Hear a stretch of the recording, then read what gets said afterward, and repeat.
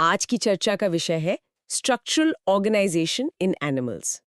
ये सुनने में थोड़ा टेक्निकल लग सकता है, हाँ, थोड़ा सा। लेकिन असल में हम ये समझने वाले हैं कि जानवरों का शरीर, चाहे वो एक छोटा जीव हो या हम इंसान, वो कैसे बनता है। बिल्कुल। मतलब बिल्कुल बेसिक लेवल पर सेल से लेकर कॉम्प्लेक्स ऑर्गन सिस्टम्स तक का जो सफर है। आज हम उसी सफर को देखेंगे और इस ब्लूप्रिंट को समझने के लिए हम एक बहुत ही जाने पहचाने जीव का उदाहरण लेंगे, आम इंडियन फ्रॉग, राना टिग्रीना। मेंढक। हाँ, मेंढक को केस स्टडी बनाकर हम देखेंगे कि कैसे उसके शरीर में अलग-अलग सिस्टम्स एक साथ मिलकर काम करते हैं। तो मिशन साफ है, ये समझना कि अरबों सेल्स एक दूसरे से कैसे तालमेल बिठाते हैं ताकि एक जीव जिंदा रह सके। चलिए इसकी परतें खोलते हैं। बिल्कुल। तो शुरुआत सबसे बुनियादी सवाल से करते हैं। एक सिंगल सेल वाले जीव और हम जैसे मल्टी सेल्यूलर जीवों में मतलब मेन फर्क क्या है? देखिए, यूनिसेल्युलर ऑर्गेनिजम्स में एक ही सेल सारे काम करता है। डाइजेशन, रेस्पिरेशन, सब कुछ। एक वन मैन आर्मी की तरह है ना? एग्जैक्टली। लेकिन मल्टीसेल्युलर एनिमल्स में डिवीजन ऑफ लेबर होता है, मतलब काम का बंटवारा। अच्छा। यहाँ एक जैसे सेल्स का ग्रुप इंटरसेल्युलर सब्सटेंसेस के साथ मिलकर एक खास काम करता है। इसी ऑर्गेनाइज्ड ग्रुप को टिश्यू कहते हैं। और सबसे हैरान करने वाली बात तो ये है, जो सोर्स में भी लिखी है, कि सभी कॉम्प्लेक्स एनिमल्स में सिर्फ 4 बेसिक तरह के टिश्यूज होते हैं। सिर्फ 4? हाँ, ये सुनने में अजीब लगता है, पर सच है। एपिथेलियल, कनेक्टिव, मस्कुलर और न्यूरल। बस यही 4? हाँ, और यही तो बायोलॉजी की खूबसूरती है। इवोल्यूशन ने इन्हीं 4 बिल्डिंग ब्लॉक्स को अलग-अलग प्रोपोर्शन और पैटर्न में ऑर्गेनाइज करके ऑर्गन्स बना दिए। जैसे कि हार्ट या स्टमक? बिल्कुल। जैसे हमारे दिल में चारों तरह के टिश्यूज होते हैं, और जब 2 या ज्यादा ऑर्गन्स मिलकर एक कॉमन फंक्शन करते हैं तो वो ऑर्गन सिस्टम बनाते हैं। डाइजेस्टिव सिस्टम की तरह? जी, डाइजेस्टिव सिस्टम, रेस्पिरेटरी सिस्टम, ये सब। चलिए अब सीधा अपनी केस स्टडी पर आते हैं। द फ्रॉग मेंढक क्लास एम्फीबियस से है, यानी वो जमीन और पानी दोनों जगह रह सकते हैं। और यहीं से चीजें काफी इंटरेस्टिंग होने वाली है। कैसे? सबसे पहले, ये कोल्ड ब्लडेड या पोइकिलोथर्म्स होते हैं। इसका क्या मतलब हुआ? इसका मतलब है कि इनके शरीर का टेम्परेचर एनवायरनमेंट के साथ बदलता रहता है, वो कांस्टेंट नहीं रहता। हमारी तरह नहीं, मतलब हमारा तो बॉडी टेम्परेचर फिक्स्ड रहता है। बिल्कुल। उनके पास हमारी तरह इंटरनल थर्मोस्टेट नहीं होता। मैंने ये भी सुना है कि ये अपना रंग भी बदल सकते हैं। हाँ, दुश्मनों से छिपने के लिए ये रंग बदलते हैं, जिसे कैमोफ्लाज कहते हैं। अच्छा, सोर्स इसे मिमिक्री भी कहता है। हाँ, सोर्स में ये शब्द इस्तेमाल हुआ है, लेकिन टेक्निकली मेंढक जो करता है वो कैमोफ्लाज है, मतलब माहौल में घुल मिल जाना। और इनके पास तो और भी एक्सट्रीम सर्वाइवल स्किल्स है ना, गर्मी और सर्दी से बचने वाली। बिल्कुल, ये तो इनका सुपर पावर है। जब बहुत ज्यादा गर्मी होती है तो ये जमीन के अंदर गहरे गड्ढों में चले जाते हैं। इसे समर स्लीप या एस्टिवेशन कहते हैं। और सर्दियों में? सर्दियों में भी यही करते हैं, जिसे विंटर स्लीप या हाइबरनेशन कहा जाता है। मतलब महीनों तक जमीन के अंदर बिना खाए पिए? हाँ, ये अपने बॉडी फंक्शंस को मिनिमम लेवल पर ले आते हैं। दिल की धड़कन, सांस लेना, सब कुछ एकदम धीमा।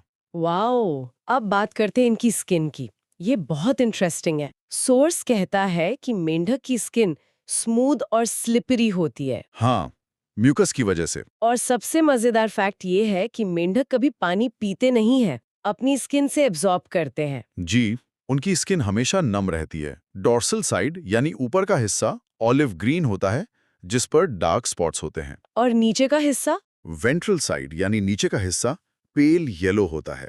शरीर भी बहुत सिंपल है, सिर्फ हेड और ट्रंक, गर्दन और पूंछ नहीं होती। इनकी आंखों के बारे में भी कुछ खास है। सोर्स कहता है कि ये पानी के अंदर भी देख सकते हैं। वो कैसे? उनके पास एक तरह के बिल्ट इन स्विमिंग गॉगल्स होते हैं। गॉगल्स? हाँ, उनकी उभरी हुई आंखों पर एक निक्टिटेटिंग मेम्ब्रेन होती है। ये एक पारदर्शी पलक की तरह है जो पानी के अंदर उनकी रक्षा करती है। अच्छा, और कानों की जगह? आंखों के दोनों तरफ एक टिम्पैनम यानी ईयर होता है, जो साउंड सिग्नल्स रिसीव करता है। और इनके पैर, अगले और पिछले पैरों में इतना फर्क क्यों है? वो भी इनके ड्यूअल लाइफ के लिए ही है। हिंड लिम्स यानी पिछले पैर ज्यादा लंबे और मस्कुलर होते हैं। कूदने के लिए? हाँ, लीपिंग के लिए। और उनमें वेब्ड डिजिट्स होती हैं जो तैरने में मदद करती हैं। पैडल्स की तरह? एग्जैक्टली। और फोर लिम्स इन्हें वॉकिंग और बरोइंग मतलब गड्ढा खोदने में मदद करते हैं। क्या मेल और फीमेल फ्रॉग्स में कोई फर्क होता है? हाँ, बिल्कुल। इसे सेक्सुअल डायमॉर्फिज्म कहते हैं।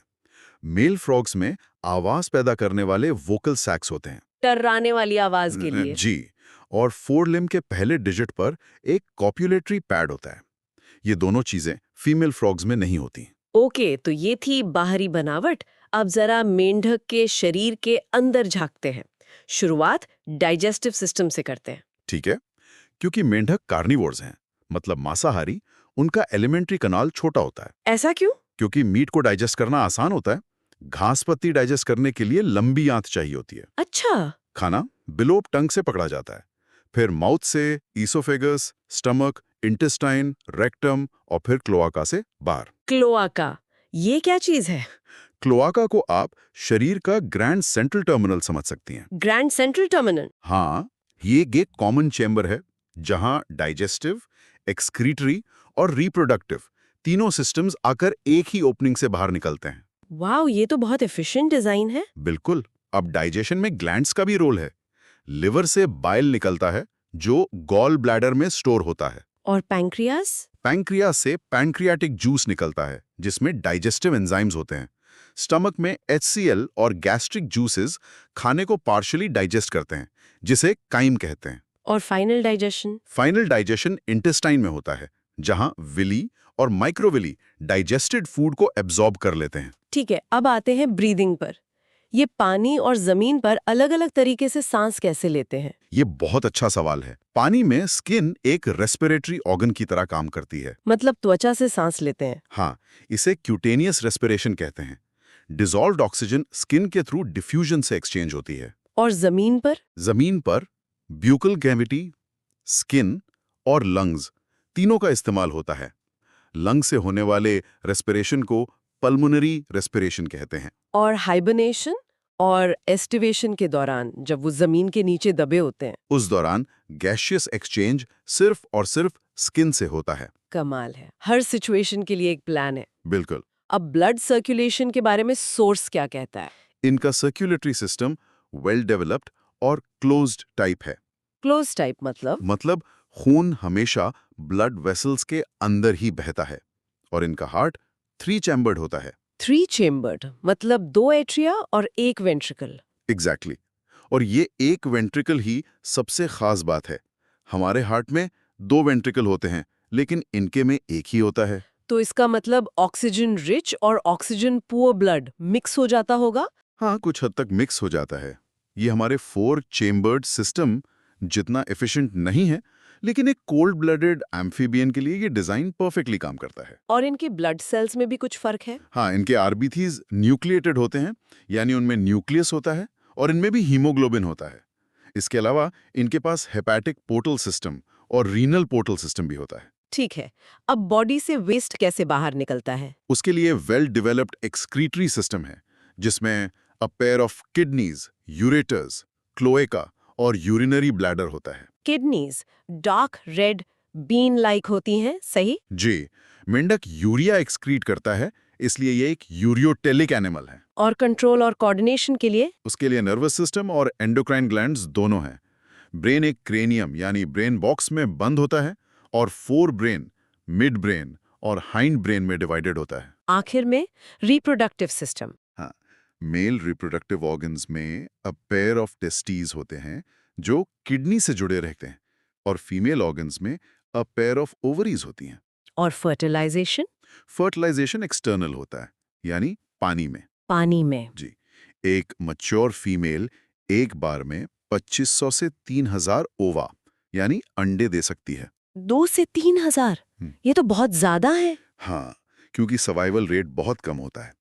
इन अंडों से एक लार्वल स्टेज निकलती है जिसे टैडपोल कहते हैं। और ये टैडपोल फिर मेंढक कैसे बनता है? वो मेटामॉर्फोसिस के प्रोसेस से गुजरता है। अच्छा, वो ड्रामेटिक ट्रांसफॉर्मेशन। हाँ, जिसमें धीरे धीरे गिल्स की जगह लंग्स डेवलप होते हैं, पूंछ गायब हो जाती है और पैर निकल आते हैं। इस तरह एक पानी में रहने वाला जीव जमीन पर रहने वाले अडल्ट फ्रॉग में बदल जाता है। तो आज हमने देखा कि कैसे सेल्स से टिश्यूज, टिश्यूज से ऑर्गन्स और ऑर्गन से सिस्टम्स बनते हैं। बिल्कुल। और राना टिग्रीना के उदाहरण से समझा कि एक जीव के अंदर कितने कॉम्प्लेक्स सिस्टम्स एक साथ कितनी खूबसूरती से काम करते हैं। और ये जानना भी जरूरी है कि मेंढक हमारे लिए फायदेमंद क्यों हैं। सोच साफ बताता है कि वे कीड़े मकोड़े खाकर फसलों की रक्षा करते हैं। हाँ, और इकोसिस्टम में फूड चेन का एक जरूरी हिस्सा भी है। बिल्कुल। कुछ देशों में तो इंसान उनके मस्कुलर लेग्स को भोजन के रूप में भी इस्तेमाल करते हैं। हमारे सोर्स मटेरियल में एक जगह एवोल्यूशनरी ट्रेंड का जिक्र आया था। जी।